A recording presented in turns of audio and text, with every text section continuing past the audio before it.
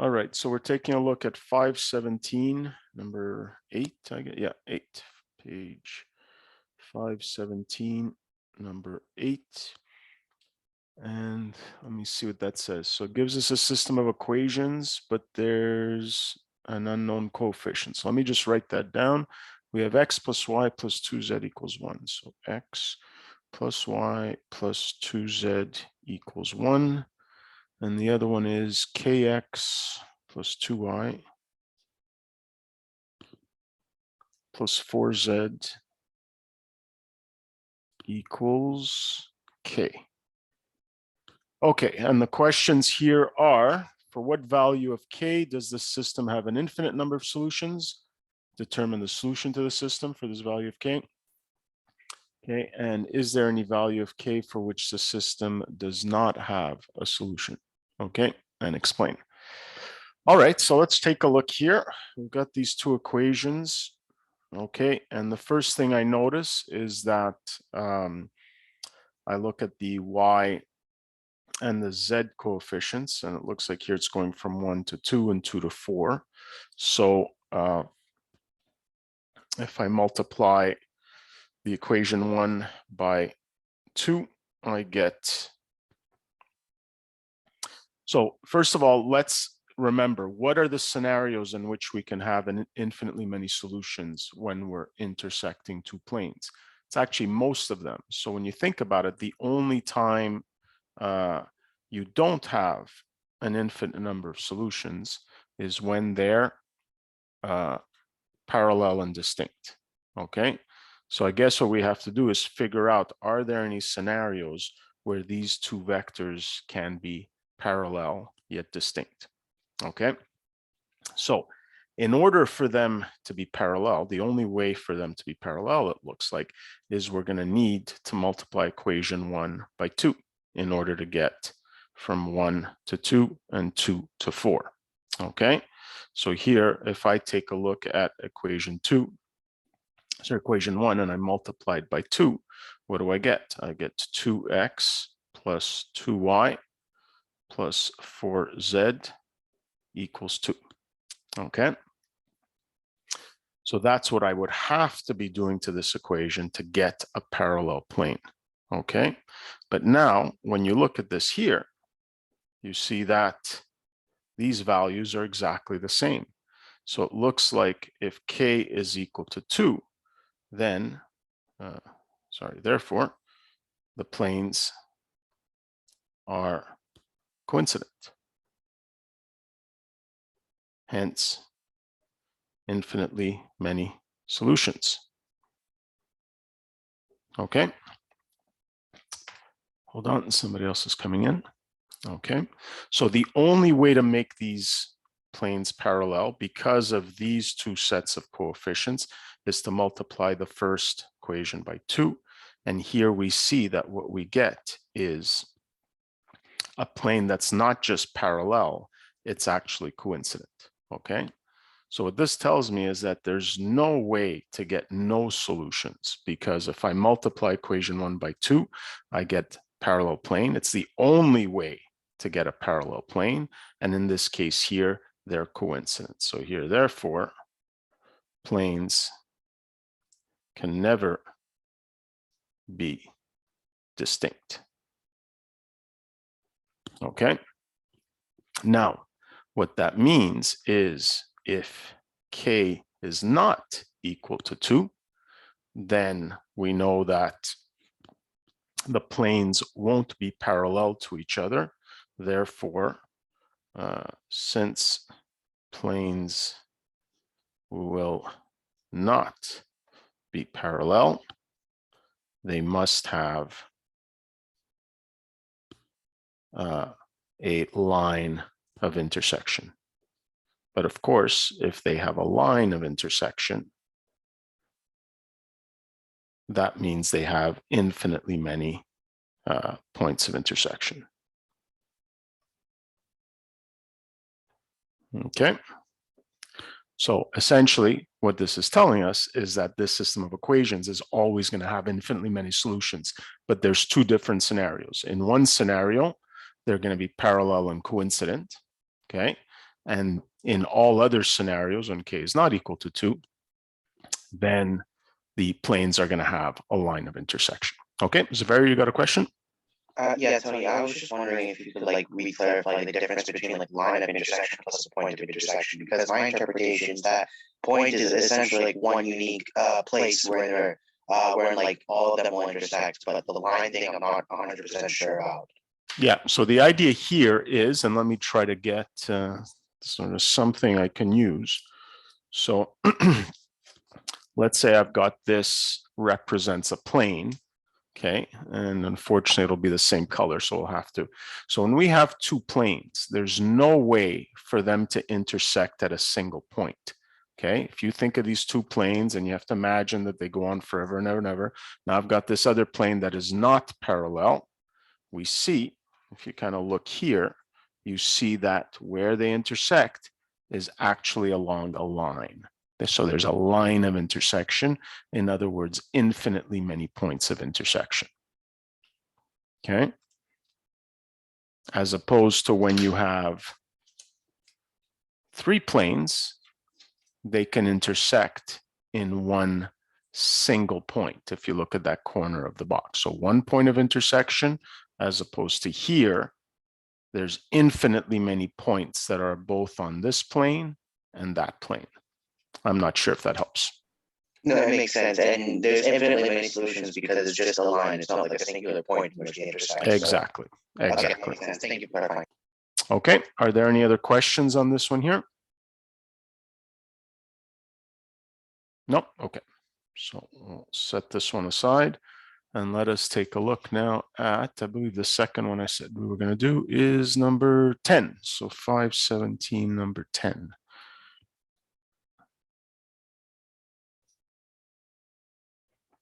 All right, so let's see what happens with them. It says for the planes, and they give two planes, show that their line of intersection lies on this other plane. Okay, so let's write all this down. So the two planes that were intersecting are 2x minus y plus 2z. So 2x minus y plus 2z equals 0. So that's the first one. And the second one is 2x plus y plus 6z. 2x plus y plus 6z equals 4. And what we want to show is that the intersection is on the plane. And let me just write it down so I got it. 5x plus 3y plus 16z. 5x plus 3y plus 16z is equal to, well, they have it as minus 11 equals 0, but since I wrote the equal sign already, I'll just bring the 11 to the other side. Okay, so first thing I'm going to look at anytime I'm looking at these intersection problems is, are these things parallel? Okay, so here I look 2 and 2, but here I've got -1 and +1. So clearly these are not parallel. So right off the bat, I know that I'm going to have a line of intersection. So it's kind of nice to know even before I start doing any algebra what I should be anticipating. So I'm going to be looking for a line of intersection, and then the goal is to show that that line is on that plane there. Okay. So let's start by solving. So again, here we've got some choice. We could eliminate the y's, we could eliminate the x's. So here, what I'm going to do is, I don't know, I guess I'll eliminate the x's, doesn't really matter. So if I do 1 minus 2, so we have 2x minus y plus 2z equals 0. And then we're going to subtract 2x plus y plus 6z equals 4. And let's see what that gives us. So 2x minus 2x is 0. Negative y minus y is negative 2y.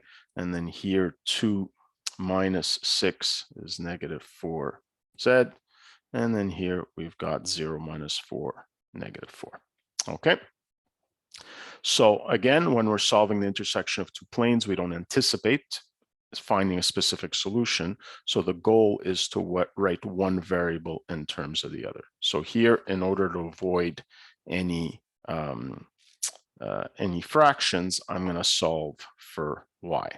Okay, so I got negative 2y is equal to 4z minus 4. And so here we have y is equal to negative 2z plus 2. Okay, and of course, please make sure you're checking my algebra here. So now what have I accomplished? I've accomplished writing one variable in terms of another.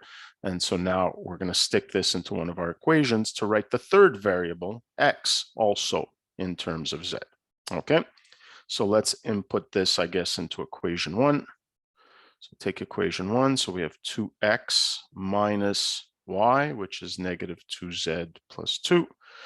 And then plus 2z is equal to 0. Okay, so here what do we have? We have 2x, and here we have 2z plus another 2z, so plus 4z, and then here we've got plus 2. So 2x is equal to negative 4z. Tony, sorry to interrupt you. I Yep. know your word is supposed to be minus 2 instead of plus 2, because there's a Oh, minus. yeah, good catch there. Good catch. Thank you. There you go. That's a minus. So that means when I bring that to the other side, that's going to be plus 2. And so x is equal to negative 2z plus 1. Okay, so what we've accomplished is writing each of the two variables in terms of the third. So this is where we say let z be our t value. And so now our intersection will be able to write out the line. Okay, so here we have that x is going to be equal to negative 2t plus 1. Y is going to be equal to negative 2t plus 2. And then z is going to be equal to t. And of course, t can be any real number. Okay, so this is our intersection. Now, of course, this isn't what the only thing we want to find. We wanted to show that this line is on the plane given here. Okay, so I'm not sure if you're seeing all this mess here with this new version of Visualizer. I'll try to keep it. I'll check here so we can see both at the same time. Okay, so can somebody give me an idea as to how I'm going to do this? Okay, so what is special about this line and that plane? What can I show, at least as one step, to show that they're the same? Yeah, Zavarian? The suggestion, excuse me, potentially substitute the x, y, and z values you got into the intersection of the plane to ensure it satisfies to be equal to 11? Or would that not work? Yeah, that could work too. I had another idea, but that could also work, I think, because then what should we end up with? I'm just curious here. Negative 10 minus 6 is negative 16 plus 16. Yeah, that would work too. The idea I had was to use the normal vector and the direction vector. And what would that do? So we can do it both ways. Okay. What should be the relationship between the normal vector and the direction vector of this line? Anybody tell me? If this line is on that plane, what should be the relationship between these two? Yeah, Zaveri again. Or would it be scalar multiples? Nope. Oh, So imagine this is the plane, this is the line, and remember the normal vector is perpendicular to that plane. So it's also perpendicular to the line. Yeah, go ahead. so in this case, it'd have to be the dot product equal to 0. There you go. They'd have to be perpendicular. Okay, so if you took the dot product between the normal vector and the direction vector, so it'd be 5 minus the times negative 2 is negative 10, plus 3 times negative 2, so minus 6, and then 16 times 1 would be 16, and we see we get 0. But of course, that's not enough. Okay, you'd also have to show that they share at least one point, because if they share at least one point, then it must be on the line. If they don't there's a point that they don't share, well, you know, these things have to be parallel because of what we just showed. Okay, so if you can show that they share one point, they would share all points. Okay, so now what I could do is just take the point I have here, 1, 2, 0, and put that in my equation. 5 times 1 plus 3 times 2 plus 16 times 0. And what is this equal to? 5 plus 6, 11. So that means that point is on the plane. Okay, now Zavier's idea, I think, is going to work too, is to put this into the equation of the plane and then show that any point on this line, regardless of what t is, should be always equal to 11. And let's see if that works. So let's do it a second way. 5 times negative 2t plus 1 plus 3 times negative 2t plus 2, okay, plus 16 times t. And let's see what this is equal to. Negative 10t minus 6t, negative 16t plus 16t is 0. And so 5 plus 6 is 11. And there you go. No matter what the point is, it's always going to give me 11. So every point is on the plane. So two alternatives. One is to test that the line and the plane, the line's direction vector and the plane's normal vector are perpendicular, nice and easy to do, and show that this point is on the plane. Otherwise, do this to show any point is on the plane. Either of those work well. Yeah, it's a very. I just wanted to confirm like one concept, because I think you mentioned this in class regarding the equations. So let's say you find, so you're given like 3 equations within the system that you need to solve, right? You find that either 2 of them, like let's say, I don't know, 1 or 2 or 1 or 3 or so, or it doesn't really matter, but moral of the story, they have, or they're both parallel. Would that signify to confirm that because they're parallel, that they're going to be so there's going to be like a line of intersection on the plane? Sorry, a point of intersection, I should say, not a line of intersection.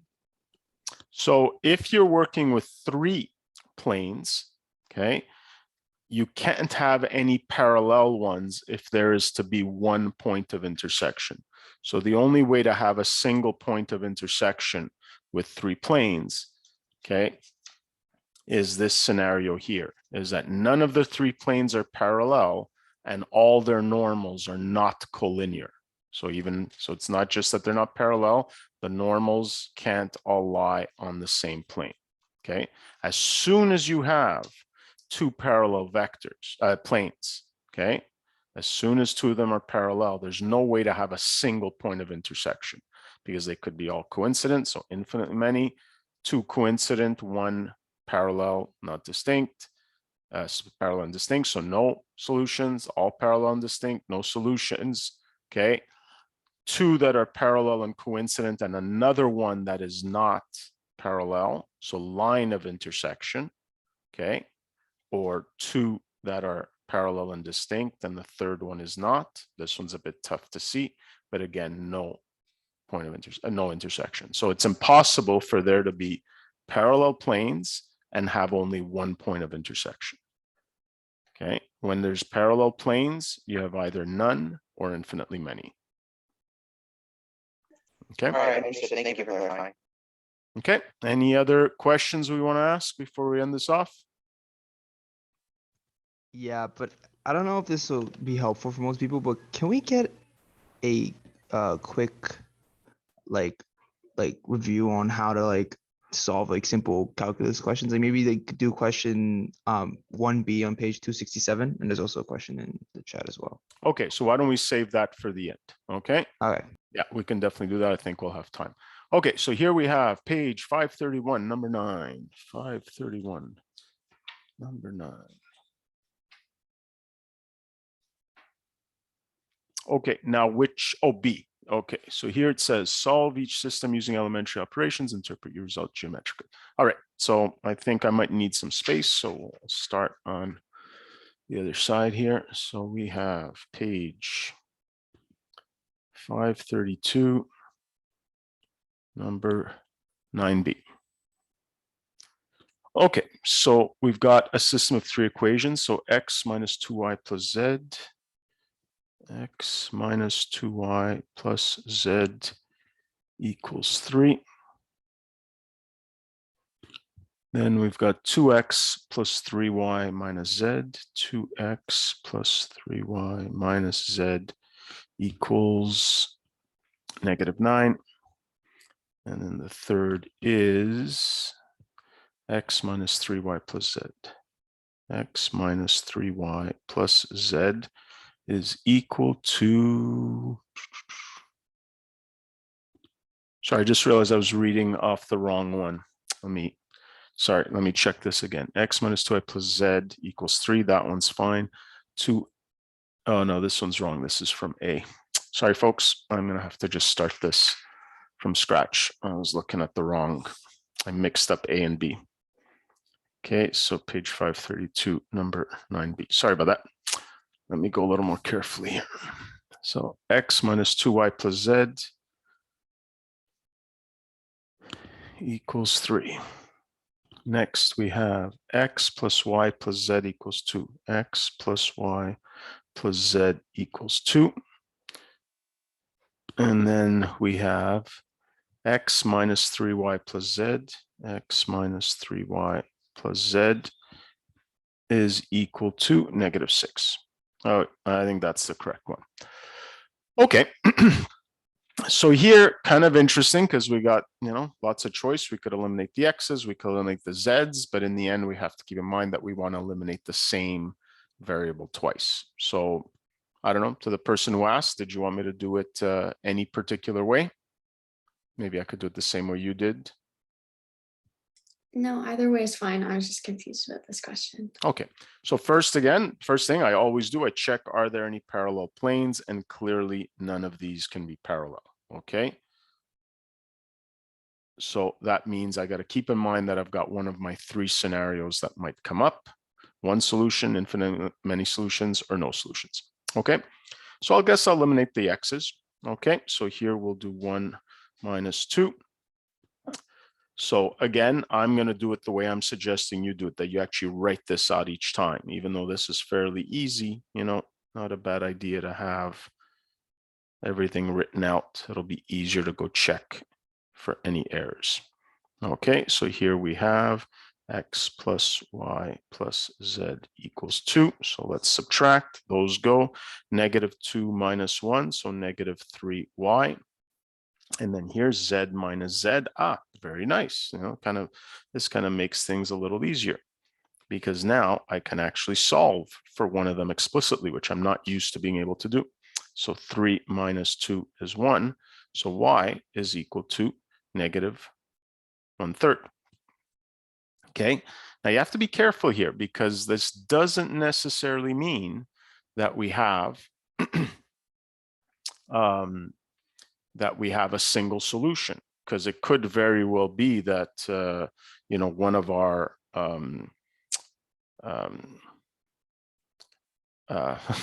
one of the coefficients, of the one of the components of our direction vector could just be 0. Okay, but let's see what happens. So I'm going to do the same thing. I'm still going to eliminate another x, because then if I can get something in x and z, then I'll be able to actually find what z is equal to, in y and z, because I already have what the y value needs to be equal to. Okay, so let's do 1 and 3 again. So here we'll do 1 minus 3. Okay, now, and already I think I see something interesting is going to happen, but let's keep going. Okay, so here we've got x minus 2y plus z, okay, equals 3 minus x minus 3y plus z equals -6. Okay, and maybe you're already seeing what I'm seeing. Okay, let's see what happens here. X minus x is 0, so -2y plus 3, so that's equal to y. Z minus z is 0, and then here we have 3 minus -6, so 3 plus 6 is 9. Okay, now let me just check my algebra, make sure everything actually works out okay. So 1 minus 1 is 0, negative 2 plus 3 is 1. 1 minus 1 is 0. 3 plus 6 is 9. And so now I have that y has to be equal to 9. So what's the conclusion here? If y has to be equal to negative 1/3, but y also has to be equal to 9, there you go. Okay. It looks like this is going to result in no solution because this is a contradiction. Y can't be equal to negative 1/3 and also be equal to 9 at the same time. Okay. Now, it might be interesting to kind of do this, say, eliminating maybe the y's or something like that to see that you're going to get a 0 equals 3 scenario. Okay, but in the end, you end up with the same problem. You have a contradiction, okay, since negative 1/3 is not equal to 9, therefore there's no solution. Now, of course, what I'm going to go check is that the only thing they asked us for? And I look back at the question, it says, no, interpret your answer geometrically. So this is where we have to keep in mind that there's only 3 possible scenarios when there's no parallel planes. So this one here must be that the geometrical interpretation is that we have the triangular prism scenario.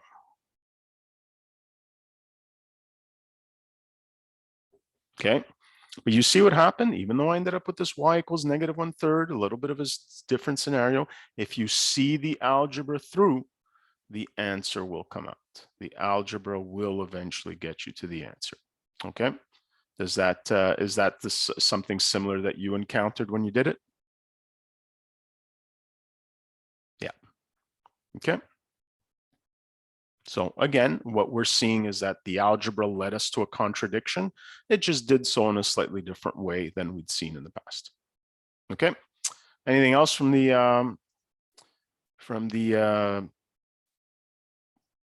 what's it called? Vector stuff? Last call. Oh, which questions in the culminating correspond to, well, I guess I didn't really look. I mean, anything that has to do with finding the equation of a plane in Cartesian form, anything that has to do with intersection of lines, line in a plane, 2 planes, 3 planes. So essentially, I mean, I could look through them, but anything that corresponds to those scenarios would be something that would be unit 7. Okay, so equation of plane in Cartesian form, and then all the intersections. Now, I probably wouldn't ask you like the intersection of a line and some curved things like a sphere. So we kind of had done that last semester, but any of the ones we did this semester, this unit would be in. Okay. Okay, so what was the, which question was it that in the calculus review I want to take a look at? It could be just, yeah, 1B. Question 1B. Tell me the page. Page 267. 267. 1B, you said? Yeah, just basically Okay. the first question, yeah. Yeah, it says, so use the limit definition of the slope of the tangent to determine the slope of the tangent to each of the curves. Okay, so here, let's go to make this page 267, number 1B. Okay, and here we have f at x is 2 over x minus 1. Okay. And here they specifically tell you to use the limit definition. Okay, so we will do that. So we want to find essentially f prime at 2. Now, we can find the derivative at a particular point, okay, by actually using that point. But I'm going to actually just find the derivative of the function using the limit definition, and then I'll input the x value. And the reason why I'm doing that is that's probably what I would be asking. I probably would be asking you to find the derivative function instead of just the derivative at a point. Okay, so it means it'll be a little bit more time, but like I said, it's probably some better practice for the type of thing I would ask. Okay, so the first thing we have to do is remember what. So now, like I said, I'm going to find the derivative function as opposed to directly finding the derivative at x equals 2. Okay, you can look back at how you could save yourself a bit of time there, but we have to remember what the limit definition is. So limit definition is the limit as h approaches 0. And remember what the expression in the limit is. It's essentially the slope definition. So it's the difference in the y's. So f at x plus, this small value h minus f at x over h. Okay, so this is what the limit definition of the derivative is. Okay, and so now I'm just going to input this particular function. Okay, so limit as h approaches 0 of 2 over, so here instead of x, I'm going to input x plus h and minus 1. And then I'm going to subtract f at x, which is 2 over x minus 1, and divide all that by h. Okay, so as it stands, I cannot evaluate this limit because it produces a 0 in the denominator. So this is where we have to do some algebra. Okay, and because it's a series of rational expressions, I'm going to use that type of algebra to simplify. Okay, so limit as h approaches 0. So I'm going to subtract these two things using a common denominator. Okay, so here I'm missing a factor of x minus 1. So it's going to be 2 times x minus 1 minus 2 times, I need this factor in my denominator. So 2 times x plus h minus 1 all over the product of these two factors. So x plus h minus 1 times x minus 1. Okay, now remember that I'm not going to multiply this out because it's really in the numerator that I need to do my work. Okay, I'm not going to bother trying to multiply all this out. Now remember, I'm also dividing the whole thing by h, and that's the same as multiplying by 1 over h. Okay, so I'll write it there. So now let's do some algebra here. So here, what do we have? We have 2x minus 2. Here we have minus 2x minus 2h plus 2 all over. Now here I can multiply this because I can multiply the denominators. So the h can go there times x plus h minus 1 times x minus 1. Okay, let's keep simplifying that numerator. Okay, so here the 2x's cancel out, the 2's cancel out. So the only thing I'm left with here is my negative 2h all over h times x plus h, minus 1, x minus 1. And there we go. This is what we were hoping for, that we would cancel out that h in the denominator, which was causing all these problems. So now that I don't have this h in the denominator, I can evaluate this limit. I can just replace h by 0. So what do we have? We have negative 2 over, this is just going to be x plus 0 minus 1. So x minus 1. Here's another x minus 1. And there we go, negative 2 over x minus 1 squared. Okay. And so now, if I want to determine f prime at 2, I can now just input 2 into my derivative function. Okay, so negative 2 over 2 minus 1 squared.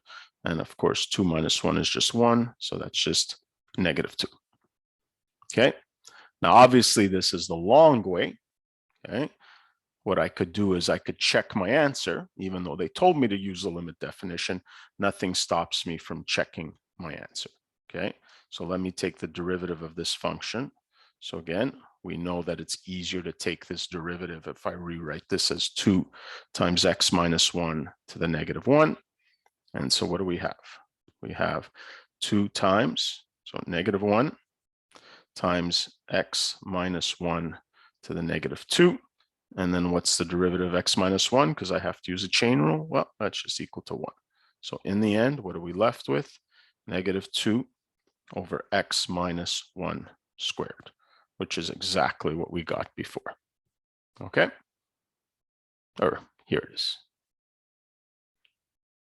Okay, now, of course, 90% of the time, you're going to be using our derivative properties to find these derivatives, but, you know, wouldn't be too surprising to be asked to solve it using the limit definition. Okay, does that kind of review this whole process?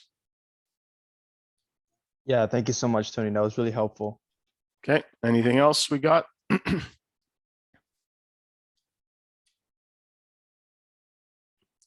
Okay, I will be posting some videos from the assignment. I just realized that the big review assignment, I just realized I haven't done that yet. So I'll do that either today or tomorrow. Yeah, Zaveri? For the quiz tomorrow, is it okay if we can show you our notes if you made them, or you don't need to see our notes? In the end, at this point, if you've done the notes throughout the whole course, the only people I might check are the ones who started a little late. But if you've been doing the notes from Unit 1, it's not necessary. You've kind of accomplished. You should still take them, but you don't necessarily have to show them. You can. Okay, thanks. Okay, anything else? Sorry, just a quick reminder, the quiz is on like basically everything as well, right? And is it worth marks? Yeah. So that's why I said it won't be worth nearly as much as a test, but it definitely will be worth. It'll count towards your mark, and it's as I think somebody had asked earlier. So it's equations of planes in Cartesian form, intersections of lines, intersections of line and plane, intersection of 2 plane, intersection of 3 planes. Okay, so no calculus stuff. Okay, great. No, and no sort of previous vectors, only the stuff that was in Unit 7. All right, Okay. thanks, Tony. Yeah, no problem. Okay, that sounds like it. So I will stop recording.